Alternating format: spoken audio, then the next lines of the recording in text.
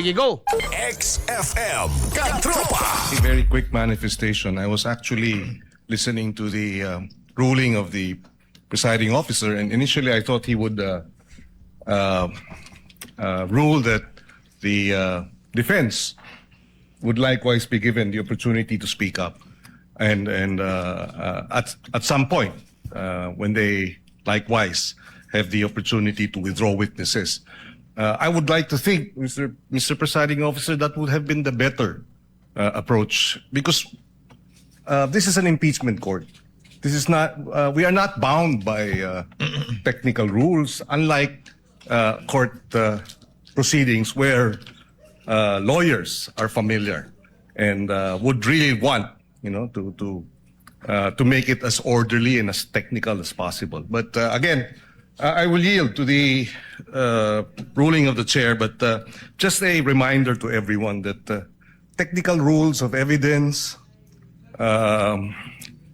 does not apply strictly in impeachment court proceedings.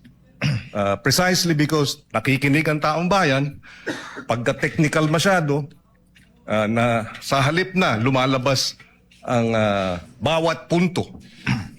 Hindi ko sinasabing hindi dapat magsalita ang defense. In fact, yun ang original o initial na suggestion at minumungkahi ng ating presiding officer na kung gusto magsalita ng defense din para tapatan yung nabanggit ng prosecution, mas maganda sana. But I will yield. I just wanted that manifested, and I will yield to the ruling of the chair. We Maraming thank the good judge. Okay. XFM Katropa. So you hear that? Oh, abogado na. Pero dili lang siya prusara. Oh. So, kita ni mo na, kisa tong tawa na to, Bads ba do? Raimundo ba to? Kita ni mo na. So, paunsa na to ni mapa-neutralize ba? No? Mahimong neutral. Abogado na, pero dili lang prusara. Unsa ingon, dapat dili ta technical kaayo sa mga evidence kay dili man ni kuan. Dili man ni court nga kanang regular, wala man ni impeachment court man ni. Nya karon mga katropa, kung naay mga ebidensya nga mga hinimo lang. Pananglitan ha, okay lang. Bahalag di wa nagkadibaw ang pizza, pasag dila na. Kay di man kay ta technical dire, sag lang wala ang typo error ang subpoena, typo error ang affidavit, okay lang na. Dapat dili masakripisyo, no, ang teknikalidad bisan pag naminaw ang tao. Ang trabaho nila karon, they have to hit the balance between not compromising the rules of the court or the rules of procedure nila, and at the same time not compromising nga makahibaw ang tao. Unsa di ay kung pabor lang di ay sa prosecution nga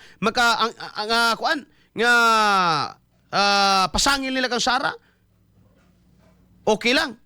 Pero pag ang defense na mo raise unya, when it comes to technicality ang atake, procedural ang atake, dili okay kay impeachment man ni. Ana di ay na. Wala dalang unta nagikaso na, no?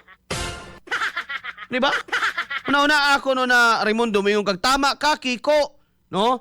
Ang pangutana mga igala, no? Ang pangutana diya mga kaigsunan, pasagdan na, okay, sige, kay nakikinig ko na ang taong bayan, okay, naminaw man gyud ang taong bayan. Pero ang atong hangyo, dapat dili po di nga na mga igala, murag dili gidali ba? Kay bisag ingani ratin mga igalang maminaw, makasabot ba yata? Nga unsa man to? Ngano man sad na?